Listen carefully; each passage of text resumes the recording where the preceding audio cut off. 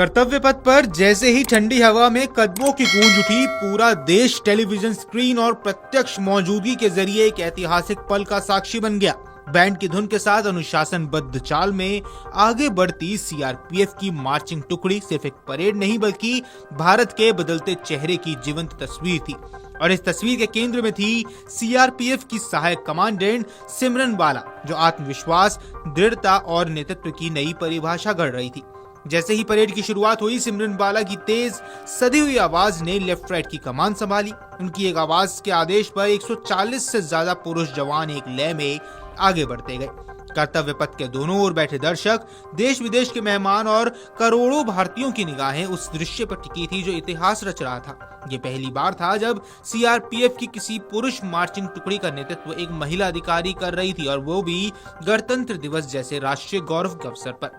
इस पल में सिर्फ कदम ताल नहीं थी, इसमें संघर्ष की कहानी थी, सपनों की उड़ान थी और उन सीमाओं को तोड़ने का साहस था जिन्हें लंबे समय तक अटल मान लिया गया था। सिमरन बाला का नेतृत्व स्पष्ट कर रहा है कि सुरक्षा बलों में अब पहचान नाम या लिंग से नहीं बल्कि काबिलियत और कर्म से तय होती है। जम्मू कश्मीर के राजौरी जिले से निकलकर कर्तव्य पथ तक का सफर आसान नहीं था। सीमित संसाधन, चुनौतीपूर्ण सामाजिक परिस्थितियां और एक संवेदनशील भौगोलिक पृष्ठभूमि, इन सब के बीच सिमरन ने बड़े सपने देखे। पढ़ाई में शुरू से ही सिमरन मेहनती रही। सिमरन ने राजनीतिक विज्ञान में स्नातक की पढ़ाई पूरी की। किताबों और नोट्स के बीच उन्होंने सिर्फ परीक्षा की तैयारी नहीं की बल्कि खुद को मानसिक और शारीरिक रूप से उस जिम्मेदारी के लिए तैयार किया जो देश की वर्दी पहनने के साथ आती है।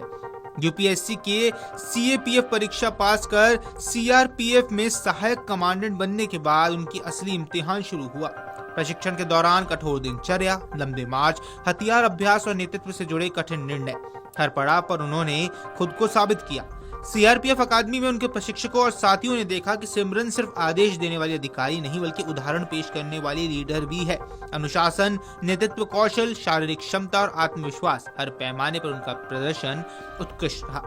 आज जब परेड के दौरान उनकी टुकड़ी राष्ट्रपति को सलामी दे रही थी तो ये सिर्फ एक औपचारिक सैन्य परंपरा नहीं, ये उस सोच को सलामी थी जो मानती है कि महिलाएं सिर्फ सहयोगी भूमिकाओं तक सीमित नहीं है। सिमरन बाला का नेतृत्व उन अनगिनत बेटियों के लिए संदेश था जो दूर दराज इलाकों में बैठकर सपने देखती हैं कि अगर इरादे मजबूत हों तो कोई भी राह नामुमकिन नहीं है। कर्तव्य पथ पर कदमताल करते जवानों के चेहरे पर गर्व साफ झलक रहा था। उनके कमांड पर भरोसा, उनके आदेश में स्पष्टता और नेतृत्व में आत्मविश्वास, ये सब बता रहा था कि ये टुकड़ी किसी अपवाद के तहत नहीं बल्कि पूरी तैयारी और सम्मान के साथ आगे बढ़ रही है।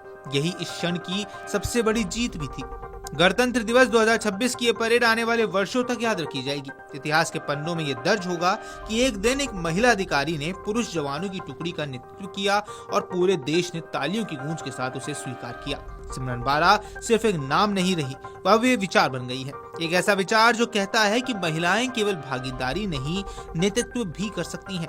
अवसर मिले तो वे हर मोर्चे पर खुद को साबित कर सकती हैं। जब परेड समाप्त हुई और टुकड़ी आगे बढ़ गई, तब भी उस पल की गूंज कर्तव्य पथ पर बनी रही। ये गूंज थी बदलाव की, ये गूंज थी समानता की और एक ऐसे भारत की जो अपनी बेटियों पर गर्व करता है। सिमरन बाला की कदमताल के साथ आज सिर्फ परेड नहीं चली है, आज एक नई सोच ने भी मार्च किया है। Video desk अमरउजाला.com।